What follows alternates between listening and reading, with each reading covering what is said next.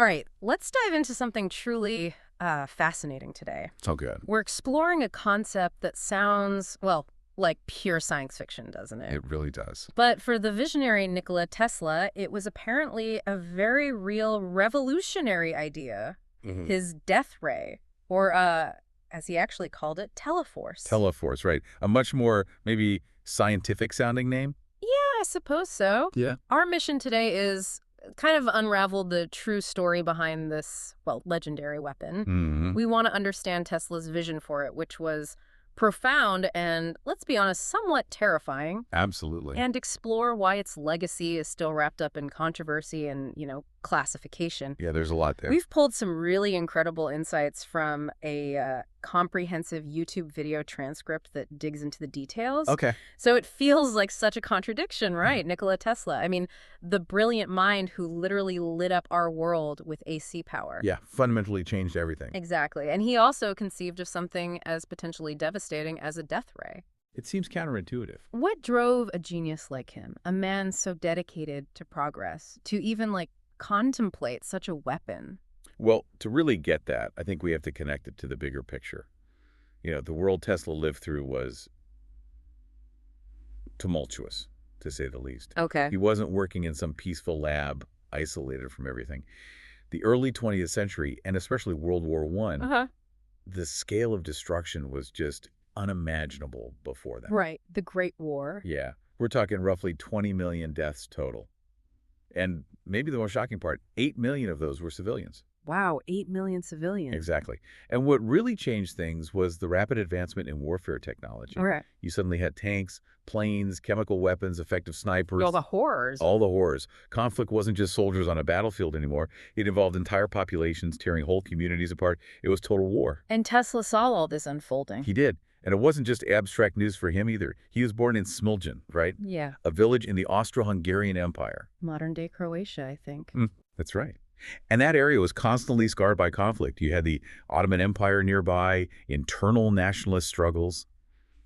It was rough. So it was personal. Very personal. And add to that, on a deeply personal level, he apparently carried this immense guilt over the accidental death of his older brother Dan when they were young. Oh, I didn't know about that. Yeah, it seems like it really shaped him. So this personal trauma combined with the sheer scale of destruction he witnessed later, it gave him this deep aversion to anything that caused harm. Okay, that makes sense. He saw himself fundamentally as a creator, someone who believes science and innovation should uplift humanity, not destroy it. It's a really heavy emotional backdrop to his later work, I think. So, okay, if he was so averse to destruction, how did he possibly reconcile that with creating something so utterly terrifying?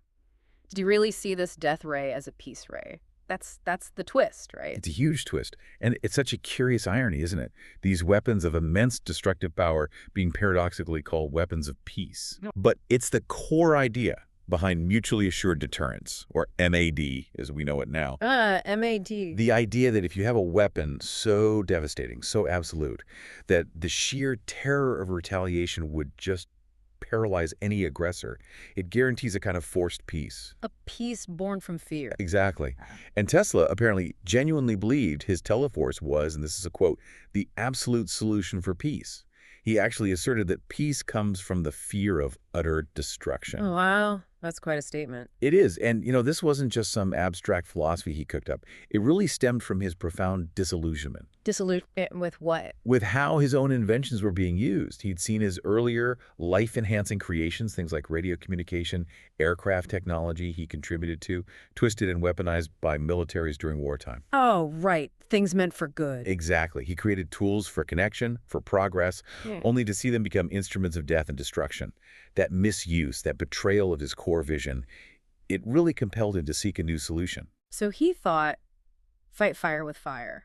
Or maybe fight fire with an inferno. Kind of. It's like he thought, okay, I will make the weapon that will finish this game. Yeah. A weapon so overwhelmingly powerful it would just render all other wars completely impossible. Force humanity into an era of reluctant peace. It's almost tragic in a way. The creator feeling forced to become the architect of the ultimate deterrent. It really is a tragic irony. Okay, so he had this grand, almost paradoxical vision for peace through, well, ultimate destruction.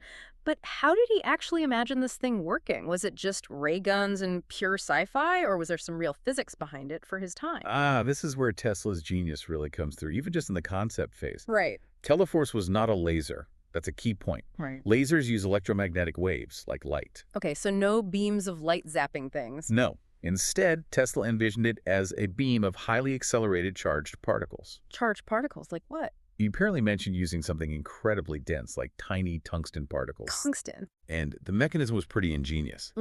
These tiny particles would be propelled to velocities almost the speed of light. We're talking like 99.9999% of light speed. That's mind-bogglingly fast. Totally. And this would happen inside a specially designed vacuum tube. The vacuum was crucial. It would eliminate air resistance, letting the particles maintain their integrity and that incredible speed over distance. Okay, vacuum tube, particles near light speed. Then what? Then, upon striking a target, the immense kinetic energy, just the sheer energy of motion from being so incredibly fast, would cause instantaneous vaporization. Vaporization, like just poof. Pretty much. Yeah. Anything in its path would effectively turn into vapor immediately. Blink of an eye. That's terrifying. It is. And to give you a sense of the energy involved, the source material had some good analogies, like a single proton moving near light speed has the energy of a mosquito. Seems small. They're tiny. But a concentrated beam, say 3 times 10 to the 14 protons, which is like what they generate in the Large Hadron Collider today, that beam would pack the colossal energy of a high-speed train hitting something at 150 kilometers per hour. Wow. All focused on one tiny spot. Exactly, all focused on an incredibly tiny point. Imagine that kind of destructive, instantaneous power in a beam you could just aim. Okay, now wait. For someone like me, and probably a lot of people listening, the first thing that pops into my head is charged particles. Earth's magnetic field. Wouldn't that just bend the beam way off course? Yeah. That's a very common and very logical question. Because, magnets and charged particles interact, right? Makes aiming seem impossible over long distances. You're absolutely right, they do interact. Charged particles and magnetic field experience a force, the Lorentz force, that makes them curve. That's basic physics. So how did Tesla plan to get around that? This is the wild part, and where relativistic physics, Einstein's territory, basically comes into play, even though Tesla wasn't always Einstein's biggest fan. Okay. At velocities approaching the speed of light, these particles are moving so incredibly, unbelievably fast. That 99.999% number again. Right. They're moving so fast that the deflection effect from Earth's relatively weak magnetic field becomes almost negligible over practical distances. How so? Think about the radius of that curve the particle makes. The formula involves the particle's momentum divided by the magnetic field strength and the charge. At near light speed, the momentum term is just astronomically huge. So the curve is really, really wide. Exactly. The radius of deflection becomes enormous. So for practical distances, let's say 100 kilometers, maybe even more, the path of the beam would appear essentially straight. Like how the Earth seems flat when you're just walking around? Precisely. It's the same principle. The curvature exists, but it's so gradual over that distance, it's effectively a straight line for aiming purposes. Huh. Okay. So it could be precise. Extremely precise. Yeah. Unlike, say, a bullet, which drops due to gravity and needs you to aim high for distant targets. Right. Projectile motion. Yeah. Tesla's beam, with its incredible speed and this path integrity, could theoretically hit exactly where it was aimed, bang on target. And the energy. You mentioned relativistic effects. Yes. That's crucial. At these speeds, the simple kinetic energy formula we learn in school, half mv squared, just doesn't cut it anymore. Okay. You have to use Einstein's relativistic formula. And what that tells us is that the energy increases exponentially as you get closer and closer to light speed. It's not just a bit more energy, it's vastly, devastatingly more. So the speed itself multiplies the destructive power in this crazy way. In a crazy, almost unimaginable way. It's like he found a loophole in physics to get extreme precision and extreme power combined. That is quite the, cheat code, as I think you called it before. Okay, so if it's not a laser, how does it stack up against the energy weapons we hear about today? The things used to shoot down drones or maybe missiles. Is that the same kind of tech? That's a really important distinction to make, and thanks for bringing it up. It's easy to lump them together. Yeah, they all sound kind of similar in headlines. Right. But modern energy-based weapons, things like Israel's Iron Beam, or maybe systems India's developing like Do Your RGA-2, They operate on fundamentally different principles than Teleforce. Okay, how so? These current systems use high-energy electromagnetic radiation, basically highly concentrated microwaves or powerful laser light. So they are kind of like lasers or microwaves. Yes. Their main way of working is by heating, burning, or frying the target's components. Think sensors on a drone, the guidance system in a missile. They essentially cook it or melt through it. So it's damage over time by heating it up. Exactly. It's gradual damage. It might take a few seconds, but it works by applying heat or intense electromagnetic energy. Got it. And Tesla's was? Tesla's Teleforce, remember, used charged particles, not EM waves. And its effect wasn't heating. It was instantaneous, explosive vaporization due to kinetic energy. Okay, stark difference then. Particles versus waves, vaporization versus heating. Precisely. While both fall under the broad umbrella of energy weapons, the type of energy, how it travels, how it interacts with the target, and the immediate effect. They're fundamentally distinct concepts. One is like a super-focused blowtorch. The other is like hitting something with an invisible hypervelocity train. Right. So pop culture might mix them up, but Tesla's idea was really unique, both in the science he proposed and the kind of, well, instant annihilation he envisioned. It wasn't about disabling something. It was about obliterating it. Absolutely. A completely different scale of effect pursued via a completely different scientific path. Which brings us to the big question. With such a revolutionary, potentially world-altering idea, what happened to it? Why don't we see Teleforce devices guarding borders today? This is where the story gets really murky, doesn't it? Oh yeah, murky, mysterious, controversial, all of that. It's a truly puzzling end chapter, in a way. So Tesla died in 1943. Yeah, died pretty much penniless, sadly, despite his genius. In hotel room 3327 in New York.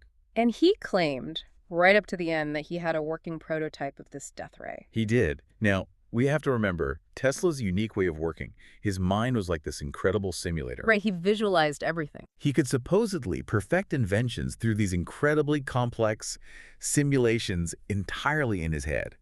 Often he felt physical prototypes weren't even necessary until the very final stage. He believed his mental blueprint was basically as good as a physical one. Which could explain why maybe a physical device wasn't just lying around. Exactly. It's a plausible explanation. Yeah. But here's where it gets really remarkable, or suspicious, depending on how you look at it. Okay. Within hours of his death being discovered, the U.S. government, specifically the FBI, or rather an agency precursor called the Office of Alien Property Custodian, given his origin. Right, because he wasn't U.S. born. Correct. They immediately seized all his papers, and estimates say around 80 trunks full of his findings, notes, everything, from his hotel room. 80 trunks, wow, within hours. Within hours. This super rapid, almost paramilitary kind of action, especially smack in the middle of World War II, it definitely adds a thick layer of intrigue. No kidding. So what did they do with it all? Well, they brought in an expert to review it. And this is another fascinating connection. It was John G. Trump, the renowned MIT physicist. Who is famously Donald Trump's uncle. The very same. He was tasked with assessing Tesla's findings, including anything related to Teleforce. Hey, man. What did he say? He famously dismissed most of it. His assessment basically called Tesla's later theoretical work, including the death ray concepts, speculative, philosophical, and somewhat promotional. He essentially said they were interesting thoughts, but not practical engineering plans. He described some papers as like the poetic ramblings of a philosopher. Poetic ramblings. Declared them of no practical use. Pretty much. That was the official verdict from him. That just raises more questions, doesn't it? Exactly. If the papers were truly deemed useless philosophy, why the lightning-fast government-level seizure of 80 trunks worth of material? Yeah, why cordon off the hotel room and grab everything so urgently? And perhaps more importantly, why are so many of those documents still classified by the U.S. government today, 80-plus years later? Still classified. Definitely makes you wonder if maybe they weren't quite as useless as the official report suggested. It really does. And it wasn't just the mystery around the papers, was it? His personal reputation by that point. It was already kind of shaky, right? That must have factored in. Oh, absolutely. Massively. Tesla's public image had suffered hugely during his lifetime. From the War of Currents. Yeah, starting way back with the brutal War of Currents against Edison, who was backed by powerful figures like J.P. Morgan and General Electric. They ran systematic smear campaigns to discredit AC power, and by extension, Tesla himself. Right, painting him as dangerous or reckless. Exactly. Then later, his really ambitious attempt at global wireless electricity transmission, the Wardenclyffe Tower project. The huge tower on Long Island. Yeah. When that ultimately failed due to funding being pulled, it further fueled public skepticism. Yeah. People started dismissing him more and more as maybe a mad scientist or, just a big talker in his later years. That's really sad, given his earlier successes. It is. And compounding that, he became quite reclusive. He didn't have many close friends or powerful allies left. So he often found himself unable to effectively defend his ideas or even his character against these massive corporate interests and eventually government skepticism. So the damage to his image was severe. Very severe. It's truly a tragic part of his story. And it shows how easily public perception, sometimes deliberately manipulated, can overshadow genuine genius. You even see echoes of it in pop culture, right? Like in that movie, The Prestige. Yeah, exactly. He's portrayed by David Bowie brilliantly, but still as this somewhat mystical, almost mad, evil genius type figure. It reflects and kind of perpetuates those historical perceptions. So when he was trying to get funding or support for Teleforce later on, his credibility was already damaged. He did present the ideas to several countries, apparently, including the UK, Yugoslavia, even the Soviet Union briefly before the war. There was some initial interest, maybe, but it never fully materialized. Lack of funding, sure, but also likely because people just didn't quite believe him anymore, or perhaps found the claims too outlandish. What a complex legacy. Genius, vision, controversy, tragedy. All rolled into one. Well, you've journeyed with us through the mind of this incredible visionary, someone who dreamed of peace, bizarrely, through an ultimate weapon. A strange kind of peace. Whose life was marked by both just profound genius and really deep tragedy, and whose legacy, especially around Teleforce, continues to spark debate and wonder. It really does make you pause and think. Absolutely. And this whole saga, especially the classified papers part, leaves us with this really compelling thought, doesn't it? Were those papers truly just poetic ramblings, like John Trump said? Or did they actually contain secrets, maybe blueprints, maybe concepts that were just too profound, or perhaps, as Tesla himself might have intended, too dangerous for the world back then, or maybe even now? And that core idea, what would a world really look like where peace comes from the fear of utter destruction? It's a chilling concept to really grapple with, even with all the discussions about deterrence we have today. Indeed. Well, that was quite the deep dive into the fascinating, tragic, and utterly revolutionary world of Nikola Tesla and his incredible, maybe terrifying, vision for Teleforce. Thank you for joining us.